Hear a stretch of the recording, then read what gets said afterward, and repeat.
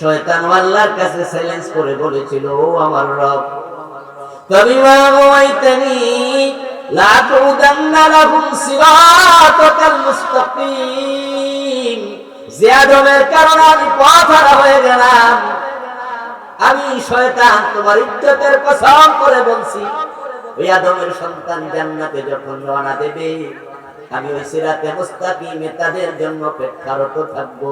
যখন তারা জান্নাতের পথ ধরে আগাবে, সুম্মা লাতিয়ান্নাহুম মিন বাইনি আইদিহিম, আমি তাদের ডান পাশ দিয়া সামনে দিয়া দাঁড়ায়া যাব, ওয়া মিন খালফিহিম পিছন দিয়া দাঁড়ায়া যাব, ওয়া আন আইমানিহিম ডান পাশে আক্রমণ করব, ওয়া আন শামাইলিহিম বাম পাশে আক্রমণ করব, ওয়ালা তাজিদু আকসারাহুম শাকিরিন।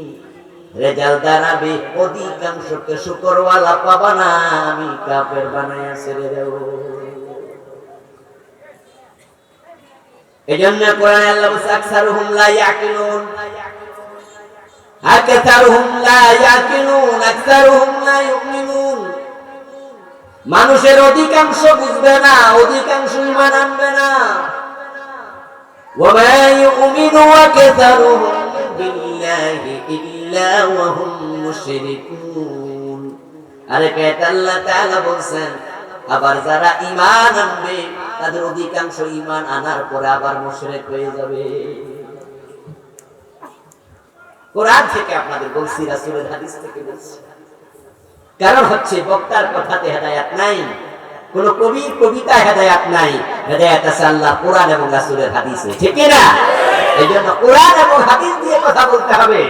মান ক্বালা বিহি সাদাকা ওয়া মান হাকামা বিহি আদালা ওয়া মান আমিলা বিহি উজিরা ওয়া মান দাআ ইলাইহি হুদিয়া ইলা সিরাতিল মুস্তাকিম। যদি আমরা আমাদের অনেক আলোচককে দেখি, তারা মাহফিলে সেই 15 মিনিট শুধু শেয়ার করে, 10 মিনিট লাগাতার শেয়ার দিতে। ওলামায়ে হযরতের কাছে আমাদের অনুরোধ থাকবে, এই ভিডিওগুলোর মাধ্যমে কবির কবিতা বলা না জায়েজ নয়, ভালো কবিতা ভালো, কিন্তু আপনারা মানুষকে শুধু শেয়ার শোনালেন, ফার্সি শেয়ার, উর্দু শেয়ার, বাংলা কবিতা। এই কবিতার মধ্যে হেদায়েত নাই, হেদায়েত কোরআন এবং হাদিসে আছে। যত বেশি পারেন কোরআন এবং হাদিস শোনায়া দেন, ঠিক না? হেদায়েতের কিতাব কোরআন, অন্তর পরিবর্তন করবে কোরআন। এমন আলেম আমি দেখেছি, ইবরতের জন্য বলছি, কারণ আমার সামনে যারা বসে আছে এখানে অনেক আলেম আছে, অনেক ছাত্র আছে, কয়েকদিন পরে আলেম হবে। 3টা মাদ্রাসার বুখারীর উস্তাদ, 3 মাদ্রাসায় বুখারী পড়ায়, শাইখুল হাদিস 3 মাদ্রাসা, 1.5 ঘন্টা ওয়াজ করে, 1.5 ঘন্টা ওয়াজের মাঝে হাদিস বলছে 3-4টা, আয়াত বলছে 4-5টা, ফার্সি শেয়ার, উর্দু শেয়ার বলছে 30টা 40টা। আপনি শাইখুল হাদিস হলেন, 3 কামেল মাদ্রাসা, 3টা দাওরা মাদ্রাসা, আপনার মুখ থেকে তো কালা রাসূলুল্লাহ বের হওয়ার কথা, ঠিক কি না? কেন এটা শেয়ার? ব্যক্তির কথার মাঝে হেদায়েত থাকে না। প্রিয় নবী সাল্লাল্লাহু আলাইহি ওয়াসাল্লামের জন্য বলেছেন, মান ক্বালা বিহি সাদাকা, যে ব্যক্তি কোরআন দিয়ে কথা বলবে সে সত্যবাদী, তোমরা তার কথা বিশ্বাস করিও। সুবহানাল্লাহ। কারণ কোরআন দিয়ে কথা বলেছে, কথাটা তার মুখ দিয়ে বের হয়েছে, কিন্তু কোরআন কার কালাম? সবাই কথা বলুন প্রিয় ভাইরা, কোরআন কার বাণী? এজন্য মান ক্বালা বিহি সাদাকা, কোরআন দিয়ে কথা বলছে সত্যবাদী, তার কথা বিশ্বাস করি। ওয়া মান হাকামা বিহি আদাল, যে বিচারক কোরআন দিয়ে বিচার করবে সে ন্যায় বিচার করলো। এখানে আসলে তো কান্না আসবে, এখানে আসলে আফসোস করতে হবে, কারণ 52 বছর বাংলাদেশ মুসলমান চালায়, কোরআন দিয়ে কোনো আদালতে বিচার হয় না। আমাদের বিচারপতিরা বিচার করছে ব্রিটিশ আইনে, আর আমরা মুসলমানরা 52 বছর তাকায় তাকায় দেখছি, শুধু এ বিষয়ে উদ্যোগ নিচ্ছি না। আল্লাহর কাছে জবাব দিতে হবে। নবী মুহাম্মদুর রাসূলুল্লাহ সাল্লাল্লাহু আলাইহি ওয়াসাল্লাম বলেছেন, আমার মেয়ে ফাতেমা চুরি করলে ফাতেমার হাত কেটে দেয়া হবে, চোর ধরে হাত কেটে দিতে হবে। এই আইন আল্লাহর কোরআনে আছে কিনা? জবাব দেন, আছে না নাই? السارق والسارقة فاقطعوا أيديهما জাযাআম বিমা কাসাবা নাকালাম মিনাল্লাহ।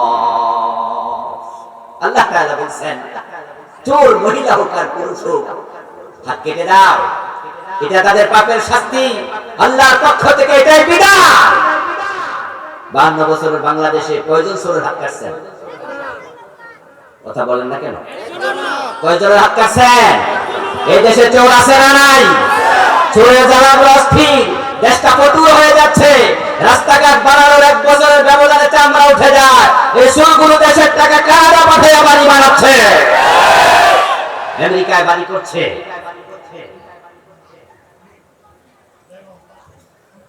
তারই রেজাল্ট আজকে ডিমের হালি 40 টাকা, 50 টাকা। গরিব মানুষ পেঁয়াজ কিনে ভাত খাবে। আগে এমন ছিল, সকালবেলায় রিক্সাওয়ালা রিক্সা চালানোর সময় তার ওয়াইফকে বলতো, তরকারি লাগবে না, একটু একটা কাঁচা মরিচ একটু পেঁয়াজ দাও।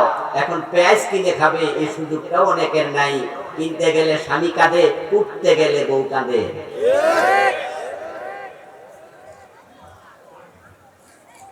বিশ্ব অর্থনীতির মন্দা চলছে। ইউক্রেন যুদ্ধের কারণে তাম পৃথিবীতে দ্রব্য মূল্য বেড়েছে, আমরা সবাই জানি। আপনি আমাকে বুঝাবেন, হুজুর তাম পৃথিবীতে জিনিসের দাম বেড়েছে, শুধু বাংলাদেশের কথা আপনি কেন বলেন? আমি তার জবাবে বলবো, হ্যাঁ, রিজার্ভে যদি হাজার হাজার কোটি ডলার থাকতো, কোটি কোটি ডলার থাকতো, চুরি না হতো দেশের সম্পদ, তাহলে ভর্তুকি দিয়ে দাম আর বাড়তো না, গরিব মানুষ 2 বেলা খাইয়ে বেঁচে থাকতে পারতো।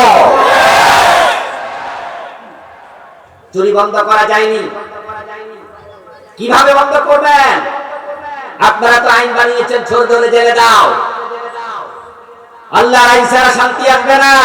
চোর জেলে দিলেন, চোর গুরু জেলে যাইয়া 6 মাস থাকে, 1 বছর থাকে, তারপরে বেরিয়ে আসে। ঢুকছে সময় চোর, বের হওয়ার সময় ডাকাত হয়ে বের হয়।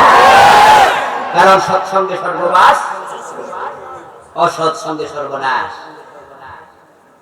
ওখানে গিয়ে বড় বড় ক্রিমিনালদের সাথে থাকে, সেখানে বড় বড় ডাকাত, চোর, যাবজ্জীবন কারাদণ্ডের আসামি। ব্যাংক ডাকাতি করতে গিয়ে ধরা খাইছে, 16 বছরের জেল, 15 বছরের জেল, দাঁড়া কোটা কি জানি কয়, গেঞ্জি গায়ে দিয়ে থাকে। বড় বড় ঘোষওয়ালা, ও বেটার সাথে 6 মাস থেকে সেখান থেকে ট্রেনিং নেয়। আমার প্রিয় ভাই, রাসূলুল্লাহ বললেন, মান হাকামা বিহি আদালা, কোরআন দিয়ে কথা বললো সত্যবাদী, কোরআন দিয়ে বিচার করলো ন্যায় বিচার। এতে বোঝা যায় কোরআনের বাহিরে ন্যায় বিচার নাই। আমার প্রিয় ভাই, আল্লাহ তাআলা আপনাকে আমাকে জান্নাতের দিকে কেন দৌড়াতে বললেন, দুনিয়ার দিকে কেন দৌড়াতে বলেন নাই? এর কারণ হলো, দুনিয়ার সম্পদ আজ আছে কাল নাই। চোখ বন্ধ হওয়ার পরে যে ক্ষমতার জন্য পাগল হয়ে গেছে, এমপি মন্ত্রী হইবা, চোখ বন্ধ হলে ক্ষমতাটাও আর নাই। 1000 কোটি টাকা কামাই করবেন, হালাল হারাম বুঝবেন না। চোখ বন্ধ হওয়ার পরে আপনার টাকা আর আপনার নাই, বরং যে আপনার সাথে আছে এটাও মানুষ টেনে নিয়ে যাবে। হাতের ঘড়ি, পকেটের মানিব্যাগ আপনারা 15 আস্তে আস্তে করে খুলবে, গায়ের জামা, গায়ের কাপড়টা পর্যন্ত খুলে নেবে, আংটি যদি হাতে থাকে আংটিটাও খুলে নিয়ে যাবে। আপনি একটা দাঁত বানাইছিলেন রৌপ্য দিয়া, নাজায়েজ স্বর্ণ, পুরুষের জন্য দাঁত বানানো, তারপর শখের বসে বানাইছেন, ওই স্বর্ণের দাঁতটাও খুলে রেখে দেবে। আপনার কোটি টাকা ছিল, চোখ বন্ধ হওয়ার পরে আপনার 3টা সাদা কাপড়, এর চেয়ে বেশি কিছু নাই। কবরে যাওয়ার সময় একা না নিতে পারবেন না, কাপড়ের কাপড়ে পকেট থাকে না। আমার প্রিয় ভাই, ক্ষমতার জন্য কত কিছু করছেন, হালাল হারাম বোঝেন নাই। নিজের দলের লোক পর্যন্ত আপনি কিলার লাগাইয়া খতম করে দিয়েছেন। আমার ক্ষমতার পর যেন নিষ্কণ্টক হয়, এই জন্য দলের লোক আপন ভাইকে পর্যন্ত কিলার লাগাইয়া হত্যা করে, এমন ঘটনাও বাংলাদেশে। এমপি হলেন, মন্ত্রী হলেন, চোখ বন্ধ হয়ে যায়, ক্ষমতা আর নাই। এখন এই ক্ষমতার জন্য, টাকার জন্য আপনি দৌড়াবেন, আল্লাহ আপনাকে কেন বলবে? আল্লাহ জানে এগুলো ক্ষণস্থায়ী, আজ আছে কাল নাই। কিন্তু যে জান্নাত পাবে, খালিদিনা ফিহা, ও জান্নাতের নিয়ামত শুরু হবে, কোনদিন আর শেষ হবে না। এবং আল্লাহ তার মুমিন বান্দাদের জন্য জান্নাতে এত নিয়ামত বানাইছে, দুনিয়া সবটা যদি আপনি একা পাইতেন, জান্নাতের নিয়ামতের তুলনায় সেটাও কিছু না। রাসূলুল্লাহ এর জন্য বলেছেন, না দুনিয়া ফিল আখিরাহ ইল্লা আন ইয়াজআলা আহাদুকুম ইসবাহু হাদিহি ফিল ইয়াম ফালিয়ানজুর বিমা তারজিউ। তামাম দুনিয়ার সব সম্পদের তুলনায় জান্নাতের নিয়ামত কত বেশি অনুমান যদি করতে চাও, ও আমার উম্মত, চলে যাও সাগরের তীরে, কোন সাগরে যায়া তোমার আঙ্গুলটা চুবাইয়া দাও সাগরের পানিতে, তারপর আঙ্গুলটা তোলো, তোলার পরে দেখবে আঙ্গুলের পানি সব ঝরে পড়ে গেছে, শুধু মাথার মাঝে এক ফোঁটা আছে। আমার রাসূলুল্লাহ বলছেন, ওই এক ফোঁটা হলো তামাম দুনিয়ার সম্পদ, আর সাগরের সকল পানি হলো আল্লাহর জান্নাতের নিয়ামত।